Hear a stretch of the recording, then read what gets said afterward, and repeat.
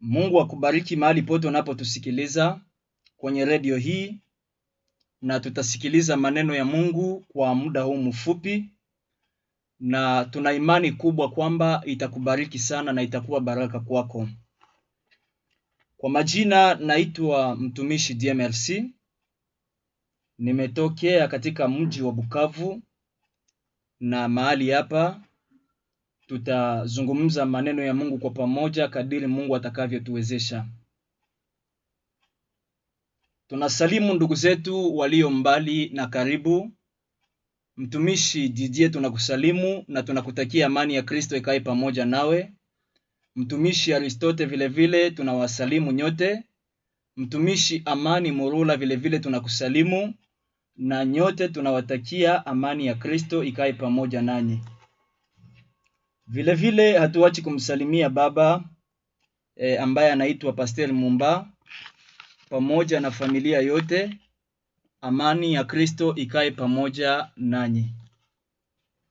Kwa leo tutakuwa na somo nzuri sana ambalo tutajifunza, na tumelijifunza somo hili siku zimepita na ilikuwa baraka sana, lakini pia Mungu amesisitiza somo hili tulizungumze leo kupitia radio, na wewe ambaye haukusikia usikilize hii kwa muda huu kwa dakika 30 ama 40, na itakuwa baraka sana kwetu. Kwanza nikuombee Mungu akupe fursa ya kuelewa maneno haya na kuelewa nini kusudi la Mungu kwako na kwangu katika jioni hii ya siku ya leo. Mungu mwenye uwezo, Baba wa milele, tunakubariki kwa neno lako. Asante Bwana, maana umeruhusu tena tuweze kusimama mahali hapa kwenye redio hii, na tunahitaji Bwana wasikilizaji wetu wape fursa ya kuelewa nini kusudi lako kwao katika jioni hii. Wasaidie Bwana na uwaeleweshe. Roho Mtakatifu aliye msaada mkubwa, Baba, awajulishe nini kusudi la kunisimamisha mahali hapa kwa siku ya leo. Nami vile vile ni chombo chako Jehova, unitumie kama utakavyo kupitia uwezo na mamlaka iliyo ndani ya jina lako Kristo naomba. Amen. Kichwa ya somo inasema umejenga juu ya msingi gani na unajenga namna gani? Ni somo la msingi, na tutapata text ndani ya kitabu cha Wakorinto wa kwanza 3:10 na kuendelea. Tunasoma katika jina la Yesu Kristo. Kwa kadiri ya Mungu niliyopewa, kwa kadiri ya neema ya Mungu niliyopewa, sawasawa na mjenga mkubwa mwenye akili, niliweka msingi na mtu mwingine akajenga juu yake. Lakini kila mtu aangalie namna gani anavyojenga juu yake, kwa maana mtu hawezi kuweka msingi mwingine ila ule uliokwisha kuwekwa, yeye Yesu Kristo. 12 anasema, lakini kama mtu akijenga juu ya msingi huu dhahabu au fedha au mawe ya bei kubwa au miti au nyasi au majani, kazi ya kila mtu itaonekana wazi, kwa sababu siku ile itaonyesha, kwa sababu itafunuliwa na moto. Na moto utajaribu kazi ya kila mtu ni ya namna gani. Kama kazi ya mtu aliyojenga juu yake kibaki, atapokea thawabu. Na kama kazi ya mtu aliyojenga juu yake ikichomwa, atapata hasara, lakini yeye mwenyewe ataokolewa, lakini ni kama kwa moto. 16 hamjui ya kwamba ninyi ni hekalu la Mungu na Roho wa Mungu anakaa ndani yenu? Kama mtu akiharibu hekalu la Mungu, na Mungu atamharibu yeye. Amen. Mpendwa, mahali ulipo na kusihi unitege masikio, kwa sababu somo hili tulilizungumza siku zilipita, lakini leo pia Roho Mtakatifu ameweka msisitizo juu ya somo hili ili watu wa Mungu wafaidie kupitia maandiko matakatifu na kupitia maneno ya Mungu. Mwandishi anaitwa Mtume Paulo. Mtume Paulo aliandika waraka huu kwa Wakorinto kuwasaidia Wakristo waliokuwa katika Korinto kusudi warudie katika msimamo mkubwa wa kufanya kazi ya Mungu katika hali ya ukawaida na katika hali ya kumupendeza Mungu, katika moyo safi, kufanya kazi kwa roho na kwa kweli.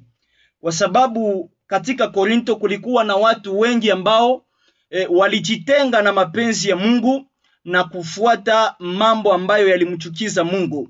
Kwa hiyo Mungu akaweka msisitizo ndani ya mtumishi wake Paulo kusudi awaonye na kuwaelekeza Wakristo namna watakavyotembea kusudi wampendeze Mungu na wawe na mahusiano mazuri na Mungu. Kwa sababu hakuna kitu kibaya kama vile mtu kuishi na akiwa hana mahusiano mazuri na Mungu. Ni afadhali kufa ama afadhali mtu asiwe na uzima kuliko uishi hapa duniani. Mungu anakupa pumzi, unapumua kwa bure, halafu unatembea pasina kuwa na uhusiano mzuri na Mungu ambaye alikuumba. Jambo la msingi hapa Mtume Paulo anazungumzia juu ya msingi ambao Wakristo wanatakiwa kujengea hako, na msingi ambao anazungumzia hapa ni msingi mmoja ambayo ni neno la Mungu, na msingi ni Kristo mwenyewe. Hapa anasema kwa kadiri ya neema niliyopewa, sawasawa na mjenga mkubwa mwenye akili. Mimi mtume niliweka msingi na mtu mwingine anajenga juu yake. Lakini msisitizo ambayo Mtume Paulo anatupatia hapa, kila mmoja aangalie namna gani anavyojenga juu ya ule msingi. Kwa sababu mtu hawezi kuweka msingi mwingine usipokuwa msingi ambao ulitanguliwa kuwekwa ambaye ni Yesu Kristo. Sisi wa Kristo tupo ndani ya imani ya Kristo, tukijua kwamba mwanzilishi wa imani ya Kikristo anaitwa Kristo Yesu. Na tunaposoma ndani ya Waebrania 12:2, Biblia inasema ya kwamba tukimtazama Yesu Kristo, mwenye kuanzisha na mwenye kutimiliza imani yetu. Yani mwanzilishi wa imani hii ya Kikristo anaitwa Kristo, na atakayetimiliza ama kukamilisha maneno yote ni Kristo mwenyewe. Kwa hiyo mtu yeyote asikudanganye kwamba kuna imani ambayo ni nzuri tofauti na imani ambayo imejengwa juu ya msingi wa neno la Mungu na kujengwa juu ya Yesu Kristo. Jambo lingine la msingi anasema ndani ya kitabu cha Waefeso sura yake ya 2 na mstari wa 20. Tunasoma katika jina la Yesu Kristo. Anasema mumejengwa juu ya msingi wa mitume na manabii, na Yesu Kristo ni jiwe kubwa la pembeni. Yani imani ya kweli iliyo katika uhakika yafaa itengenezwe ama ijengwe juu ya msingi wa neno la Mungu na Kristo akiwa jiwe kubwa la pembeni. Hapa hivi tunazungumzia juu ya kujenga juu ya msingi. Kwa mtu yeyote anayejenga, iwe nyumba, iwe kujenga kitu chochote, akikosea kwa kujenga msingi, ataharibisha hata na nyumba au kitu ambacho alikuwa akikijenga. Wakati mtu anapojenga, yafaa kwanza kitu cha kuzingatia, aangalie namna gani anavyojenga msingi. Kwa sababu Kristo anasema kwamba kuna wamoja ambao walijenga juu ya mchanga, lakini maji yalikuja, pepo zilivuma, zikapiga nyumba ile, na ile nyumba ikaanguka na anguko lake lilikuwa kubwa. Lakini kuna mwingine ambaye alijenga juu ya mwamba.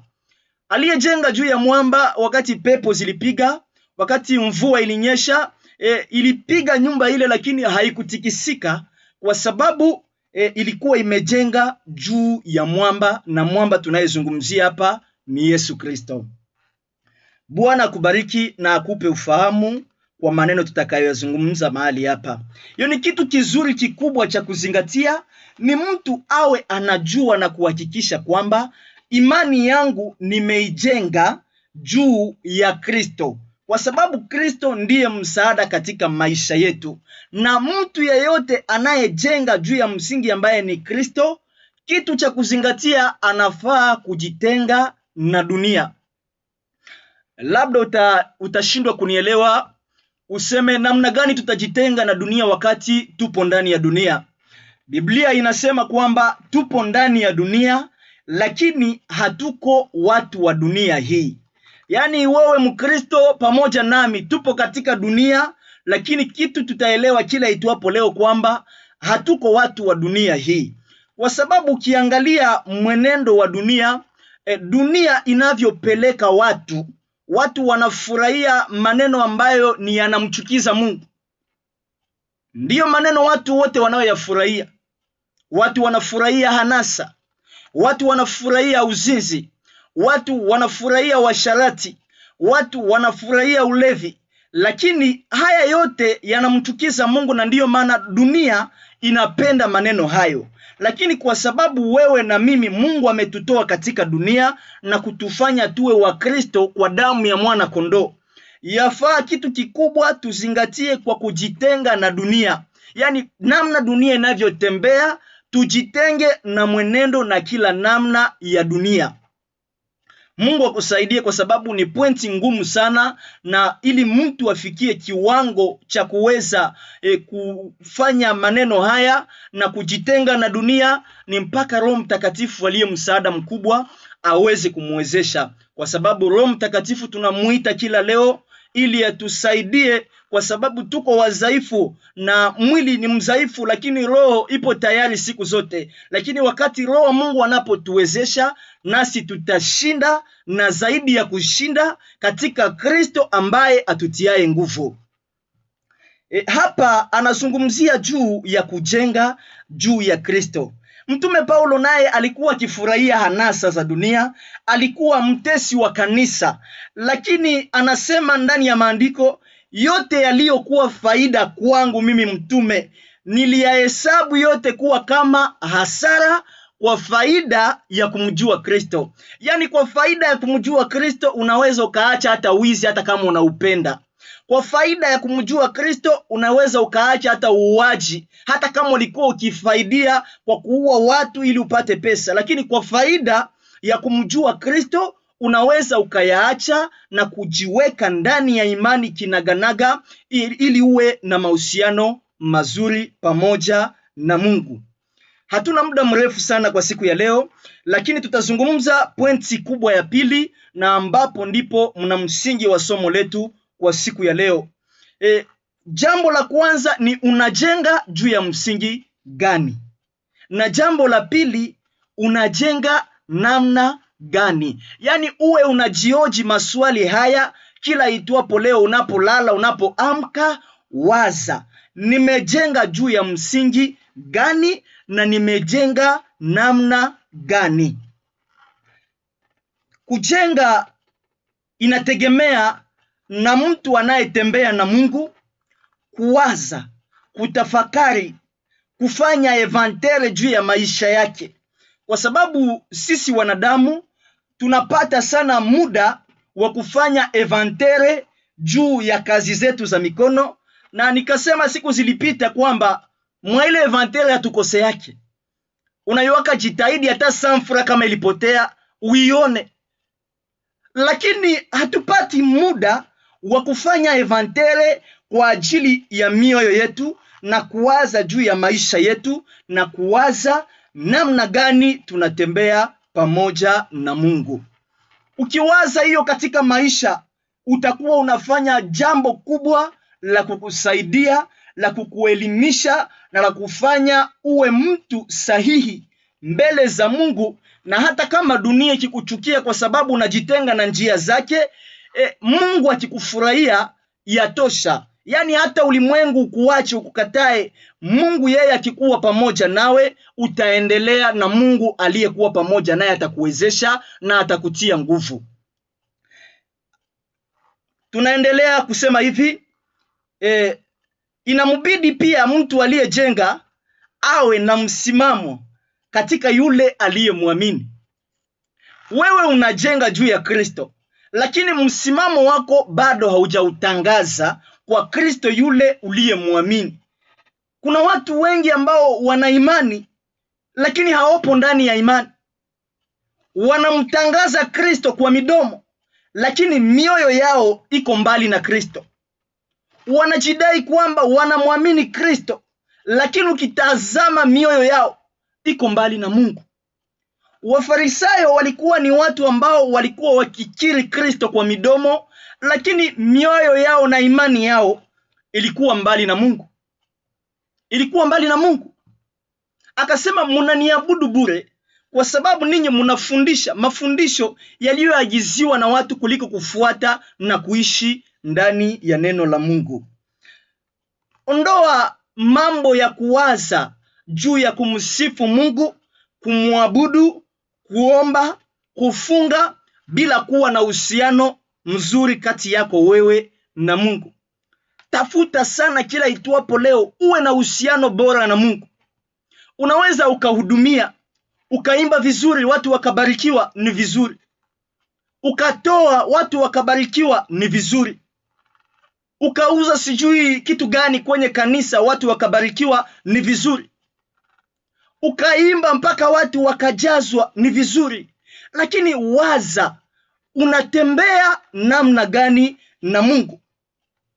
Niliwahi kumuona mtu mmoja ambaye alikuwa na hitaji ya kupata kiatu. Akafika sokoni, akamwona yule aliyekuwa akiuza viatu, kwa sababu naye alikuwa ni mzinzi mkubwa. Alikuwa ni mtu ambaye hajui Mungu wala haamini Mungu.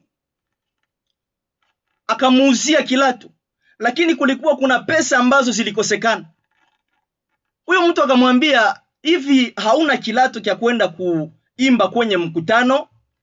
Kumbi itakubidi tutembee na wewe kusudi nikununulie kiatu na tumalizane hapa hapa. Vitu vya tiki-taki. Na akakubali kuangukia ndani ya upuuzi huo, kuangukia ndani ya mtego wa namna hiyo kwa kukosa kiatu. Vitu vya dunia visitutenge mbali na Mungu. Bora hata usiimbe kwenye mkutano, bora hata usihubiri kuliko kufanya dhambi halafu kumkaribia Mungu.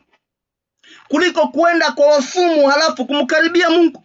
Kuliko kuchanganya neno la Mungu na akili ya dunia. Jitenge nayo. Mungu hana haja watu wake waishi katika dunia. Mungu hana haja watu wake watembee katika msimamo wa dunia. Hana haja. Mungu ana haja tumuamini, tubaki waaminifu mbele zake. Yoshua anawaita watu, anawaambia, chagueni ninyi leo hii ni nani ambaye mtakaye mtumikia. Ikiwa ni miungu ambayo wazee wenu, mababu zenu walitumikia ngambo ya mto, au kama ni Mungu muumbaji wa mbingu na dunia, chagueni. Lakini hata kama hamtamwabudu Mungu na kumtumikia, anasisitiza kwamba mimi nitabaki mwaminifu mbele za Mungu. Mimi na nyumba yangu nitamtumikia Mungu. Musa naye vile vile naye aliyezungumza ndani ya Kumbukumbu la Torati 19 kuanzia 30 na kuendelea. Anawaambia, naita mbingu na nchi zishuhudu juu yenu leo. Nimeweka mbele yenu uzima na mauti, baraka na laana. Kwa hiyo ninyi chagueni uzima ili mupate kuishi ninyi pamoja na uzao wenu. Tunapotazama mahali ambapo dunia inapoelekea, generation tuko nayo ambayo litakiwa kutangaza maneno ya Mungu na nguvu na ujasiri na uhodari, lakini wanakuwa ni watu ambao wanaishia ndani ya dhambi. Wanakuwa ni watu ambao hawatafakari tena juu ya maneno ya Mungu. Biblia inasema kwamba tumkumbuke Muumba wetu katika siku za ujana wetu, kabla siku hazijafikia ambapo tutasema hatuna furaha ndani yao. Yafaa tumkumbuke Mungu katika ujana wetu. Wengi kwa sasa ni wazee, lakini wanasema, ningelikuwa kijana ningelifanya hivi, ningelikuwa kijana ningalihubiri. Lakini hauko tena kijana. Ulikosa kutumia fursa uliyokuwa ama uliyopewa na Mungu vizuri. Wewe kijana ambaye bado una fursa hiyo, umtumikie Mungu. Waza juu ya kazi ya Mungu. Achana na mambo ya dunia kwa sababu hayana faida. Haya ni ya muda na yatapita. Tuwaze sana juu ya kazi ya Mungu na itakuwa baraka kila itwapo leo. Peu importe ma circonstance uko napitia, peu importe shida uko nazo, lakini uwaze juu ya Mungu kwa sababu Mungu ni yote katika maisha yetu. Kuna watu wanaowaza kwa sababu Mungu hajajibia haja ya mioyo yao. Mungu hajajibia maombi walioyaomba kila itwapo leo. Wanawaza kama Mungu hana upendo juu yao. Mpendwa, Mungu anakupenda zaidi ya wote. Hata mume wako wakuache, hata watoto wako wakukatae, hata mke wako naye akuache, bado Mungu anabaki kuwa mwaminifu mbele zako. Bado Mungu anabaki kuwa Bwana kwako siku zote. Na hata kama unalemewa na mizigo ya dhambi, mizigo ya shida, mizigo ya mateso, mizigo ya magumu, bado mwite Mungu, kwa sababu yeye ni mwanzo na mwisho. Anasema, njoni kwangu nyote mnaosumbuka na mwenye kulemewa na mizigo mizito. Iwe ni mizigo ya dhambi, iwe ni mizigo ya shida, iwe ni mizigo ya mateso, iwe ni mizigo ya umaskini, njoni kwangu nitawapumzisha. Mapumziko hatutayapata nafasi pingine isipokuwa kwa msingi ambaye ni Yesu Kristo. Ndiye ana pumziko, ndiye ana msaada. Leo injili haipati nguvu ndani ya kanisa, haifungui mioyo ya watu, kwa sababu wengi wanafanya injili lakini wanawaza sana juu ya dunia. Zamani watu wa Mungu walikuwa wakisikia maneno ya Mungu wanachomwa ndani ya mioyo. Petro anasema ndani ya Matendo ya Mitume, walipokuwa wakihubiri, watu wakachomwa ndani ya mioyo. Wakawaambia Petro na mitume wengine, ndugu zetu, tutafanya nini? Kwa sababu maneno haya yanachoma mioyo yetu, yanatuuma, yanatukosesha amani. Aliwaambia, tubuni, mkabatizwe kila mmoja kwa jina lake Yesu Kristo aliye msingi, ili mupate ondoleo ya dhambi zenu. Nanyi mtapokea zawadi ya Roho Mtakatifu, kwa sababu ahadi hii ni kwa ajili yenu ninyi mlio kwa wakati wa Paulo, na kwa ajili ya watoto wenu, na kwa kila mtu atakayeitwa na Bwana Mungu. Yani ahadi ya Roho Mtakatifu ipo mpaka kwako. Leo injili haichome mioyo ya watu, kwa sababu wengi wanahubiri lakini ni wazinifu, wengi wanahubiri lakini ni waasharati, wengi wanahubiri lakini ni watu ambao hawaishi nguvu za Mungu. Mpendwa, sikiliza, Mungu ana haja nao. Sina haja kukuambia uache kazi ya Mungu, maana Biblia inasema ya kwamba shamba ni kubwa na mavuno ni mengi, lakini tumuite baba ya mavuno alete watendakazi ndani ya shamba lake, kwa sababu watendakazi ni wachache. Mimi nina haja nawe ili unisaidie katika safari, nawe uwe na haja nami. Tusaidiane, tutiane moyo. Haiko tena wakati wa kubaguana huu, haiko tena wakati wa kuvunjana moyo, ni wakati wa kutiana moyo. Wakristo tuamke, tuwe kwenye msimamo, tusimame imara, tufanye kazi ya Mungu siku zote, kwa sababu tuna zawabu. Kuna malipo tumeandaliwa, kuna malipo tutapata juu ya kazi, kuna malipo tutapata juu ya uvumilivu, kuna malipo tutapata kwa ajili ya kujitesa, kujitaabisha juu ya neno la Mungu. Nami najitaabisha mahali hapa kusudi usikilize maneno ya Mungu. Nami niko mahali hapa leo, unasikiliza maneno ya Mungu nafasi pote.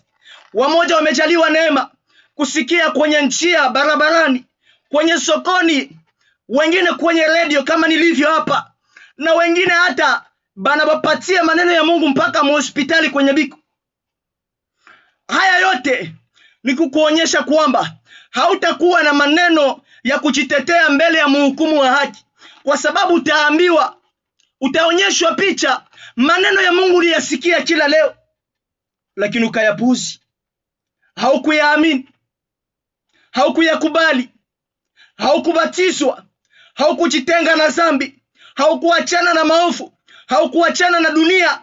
Ulipanda kwenye madhabahu, watu wakakusifia, watu wakasema iko na nguvu, ukatumia ufumu, watu wakasema iko na nguvu, lakini ukasahau kwamba kuna Mungu aliye juu ya nguvu zote, maana yeye ni mwenye nguvu. Ulimtupilia mbali, ulimwacha Mungu, ulimsahau Mungu. Lakini mpendwa, sikiliza nikuambie, Mungu ana haja nawe. Mungu ana haja nawe. Mungu ana haja nawe. Mungu ana haja utubu. Mungu ana haja utengeneze. Mungu ana haja ufanye kazi yake katika roho na kweli. Mpendo, tulikuwa na maneno mengi ya kuzungumza, kwa sababu sijui tunaweza tukatoa muda wapi wa kuanza kueleza maneno ya Mungu mwanzo hadi mwisho. Lakini tunatakiwa tusikilize maneno ya Mungu kila leo. Maana Mtume Paulo anasema neno la Mungu likae kwa wingi ndani yetu, litusaidie katika safari, lituelimishe, litufanye kuwa wakubwa katika roho, katika imani, ili tusikane imani, tukamate imani na nguvu kama vile mitume walivyoikamata. Mahali ulipo Mungu akubariki. Mahali ulipo Mungu akusaidie, akutie nguvu, akupe uwezo, akujaze roho ili uweze kushindana na dhambi, ili ushindane na anasa za dunia. Mungu akusaidie. Tuna maneno mengi ya kuzungumza, lakini muda wetu ni mchache sana ndani ya studio. Ila tuna imani ya kwamba Mungu aliyeruhusu tuingie mahali hapa siku ya leo, kuna wakati mwingine atatupa nafasi, tutazungumza zaidi, kwa sababu kanisa linatakiwa kwa wakati huu kusikiliza maneno ya kuwafanya warudi kwenye msimamo, kurudi kwenye msingi wa neno la Mungu. Bwana akubariki mahali ulipo, lakini uwaze na kutafakari sana juu ya maneno ya Mungu, kwa sababu hapa hatumalizi. Wamoja walijenga nyasi, wengine wakajenga majani, wengine wakajenga miti, lakini kazi ya mtu, kazi ya kila mtu itaonekana wazi, ikiwa ni kazi nzuri ama ikiwa ni kazi mbaya. Matendo ya kila mtu yatapimwa. Kama ulifanya vizuri utapokea taji, na kama ulifanya vibaya, hukumu ya milele iko kwa ajili yako. Mungu akubariki mahali ulipo, na nitakuombea Mungu akusaidie, akueleweshe maneno haya. Na ukihitaji maneno haya kuyapata na kuyasikiliza zaidi, utafungua channel yetu ya YouTube, utaandika Frere Merci Justin, na utapata mafundisho ambayo tunayoyatangaza kila leo, na hata mafundisho haya nayo utayasikiliza na yatakubariki. Baba, tunakushukuru,